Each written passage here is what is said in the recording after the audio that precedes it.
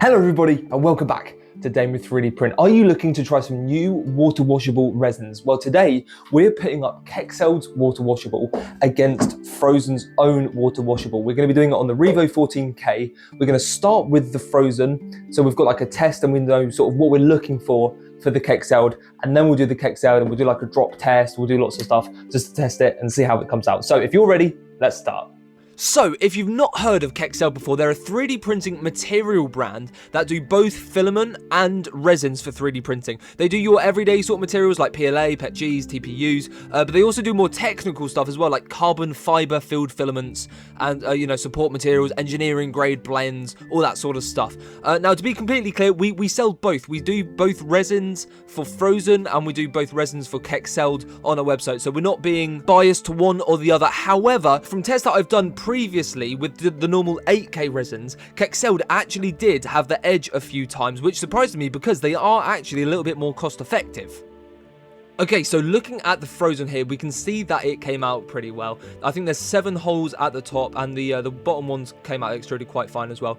After washing it, like giving it a good wash, the corner pieces, they came out really clear as well. They were really, there wasn't any like filling in between or anything. The writing at the bottom, that came out absolutely fine as well. So what we're going to do next is we're going to do another print of some little models. We're going to do 4 of them, and hopefully they come out just as well.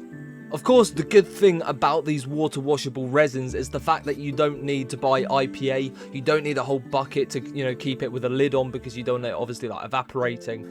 So you can literally just have like an open container and just basically put them all in there, and it comes off really, really easily, which is super great. It makes it a lot like cleaner to get rid of, and it's also the resins themselves are actually a lot thinner. They're not as viscousy.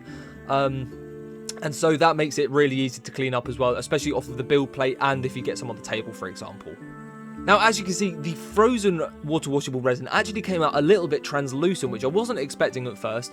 It didn't say that anywhere on the bottle, so I'm not sure if it was to do with the temperature maybe or something else. This was during like the massive heat wave in June, but that is one possibility. However, a few seconds later, I managed to drop the figure straight onto the floor. And after picking it up, it had survived absolutely fine. Of course, this was before I cured it, so, it was obviously still a little bit soft and sort of buoyant.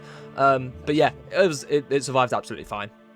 Okay, so I'd say they came out pretty well with the Phrozen water washable. Wasn't expecting them to be a little bit translucent, but that's absolutely fine. There's still decent detail, obviously, with the Revo being 14K, and the water washable was actually a lot better than I thought it was going to be. I hadn't heard massively great things about it, but it seems to hold up pretty well. So we're going to swap it over for the Molegrid water washable from Kexcelled, and hopefully we'll see some pretty similar results. Okay, so the first test I did with Kexcelled was literally the exact same file and print settings that I used for the Phrozen one.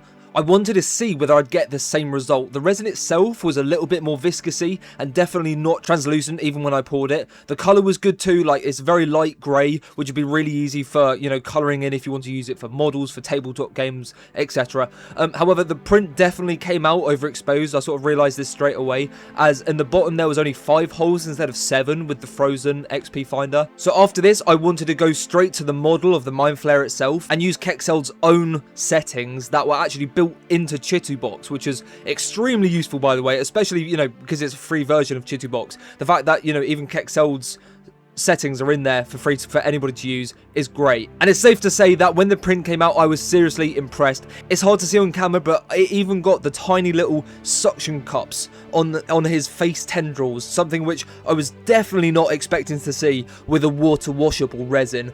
It just goes to show that with the right printer you really can get super detail even with the water washable. So back to the Phrozen. These were cured and they looked great as well. There's a lot of detail on there. They were a tad warped at the bottom, but that was mainly due to them being angled when printing, and obviously they're quite small, so it's more of a file issue than the resins themselves. And once the Kexcelled figure was cured, you can see that there's some really crisp details on it. This was the first time that I had printed water washable resin ever. So as a first impression to it, I was really pleasantly surprised. I would 100% recommend this to anybody starting 3D printing who wants to have a little bit easier post-processing and cleanup, as long as you have a printer that has a high enough screen resolution to capture all of those small details. Okay, so I am super impressed with this Molegrid. It's captured some really, really good detail after some fine tuning on the software. You know, the same sort of level with this, if not better actually, I think. It's a little bit cheaper as well, you know, it's not as expensive.